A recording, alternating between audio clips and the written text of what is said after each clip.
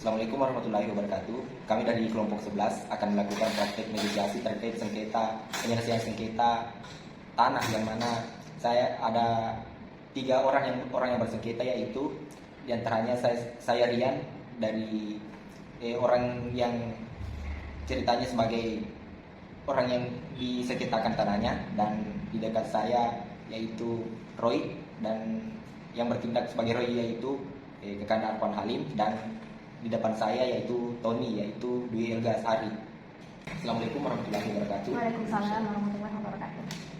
Saya berterima kasih sedalam-dalamnya atas penyempatan waktu yang diberikan teman-teman untuk menyelesaikan sengketa yang terjadi di ketika kita ini. Saya juga sepakat di wilayah itu, karena yang kita lakukan pada saat ini yaitu bertujuan untuk saling mengklarifikasi dan mempererat tali persaudaraan atau silaturahmi, karena sejatinya yang kita lakukan pada saat ini untuk itu merupakan suatu bentuk langkah orang yang terbilang pemikirannya sudah dewasa.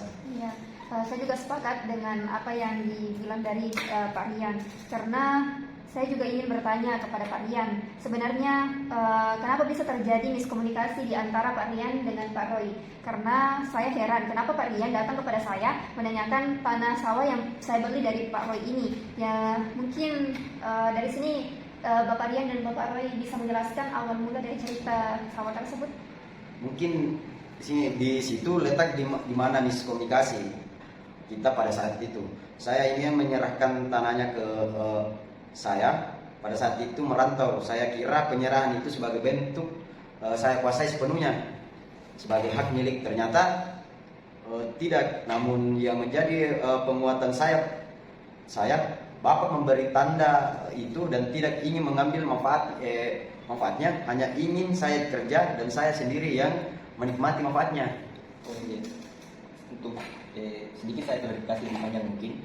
Kan awalnya itu tanah, kan mohon maaf, kan Bapak ini saya bersahabat sejak kecil. Okay. Dan Bapak ini kan lagi-lagi saya minta maaf, kan tidak ada tanahnya, sementara saya ada sawah tuh. Saya mempunyai sawah, tapi saya tidak terbiasa dengan kerja-kerjaan seperti itu. Tahun 2000-an itu saya kan ingin pergi merantau. Nah, dari situ kan saya tidak mungkin melihat sahabat kecil saya ini tidak kerja, tidak apa, sementara dia hidup sebatang kara.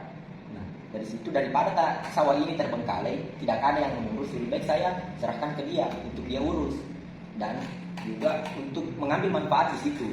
Mungkin itu klarifikasi saya terkait dengan tanah ini. Oke, mungkin dari sini saya sudah tahu ya asal mula dari tanah tersebut, dan mungkin tidak ada juga maksud dari Pak Roy untuk menggelapkan uang dari hasil dia menjualkan tanah dia kepada saya. Terus mungkin kita bisa cari solusi, apa sih solusi dari bagaimana kita bisa menutupi dari uang dari bapaknya ini? Ya, artinya kan kita cari solusi bagaimana kita saling menguntungkan. Ya. Dan kalaupun ada yang merugikan, mungkin bisa diminimalisir kerugiannya. Artinya kan mungkin ada tawaran solusi yang bisa kita pikirkan bersama. Sebelum itu saya ingin bertanya kepada Bapak Roy, kapan tanah tersebut dijual dan berapa harga jualnya? Selanjutnya uangnya untuk apa?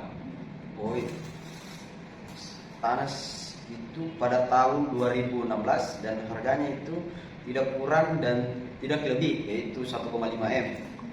Saya gunakan untuk modal usaha seperti budidaya tanaman hidroponik, budidaya ternak lele, dan juga sebagai modal untuk membuka toko emas saya yang di kota. Yang mana kala itu hutang dihitung bisnis saya bisa dapat sekitar 2,5 M per tahunnya. Oh iya. Ya, jadi yang dijualkan itu 15 M. Ya, 15 M. Kalau Bapak Tony, berapa omsetnya yang dapat kira-kira didapatkan dalam setiap kali panen? Saya hitung-hitung itu setiap panen per 6 bulan itu saya bisa dapat 150 juta pendapatannya. 150 juta? Iya, setiap per 6 bulan. Nah, kan dari klarifikasi dan beberapa pertimbangan, saya mempunyai tawaran seperti ini.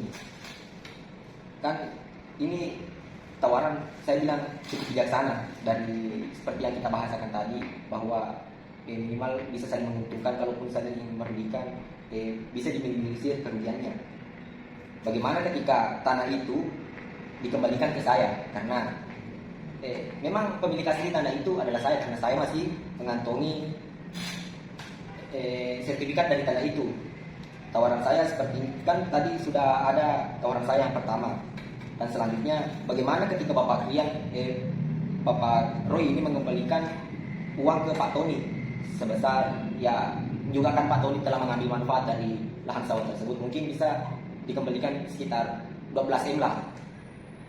Kalau menurut dari saya, Pak Tony, saya sebagai Pak Tony, mungkin Bapak Rian kan memiliki sengketa dari Pak Roy. Ya. Saya hanya membeli tanah dari Bapak Roy Ya. sebesar 15 M.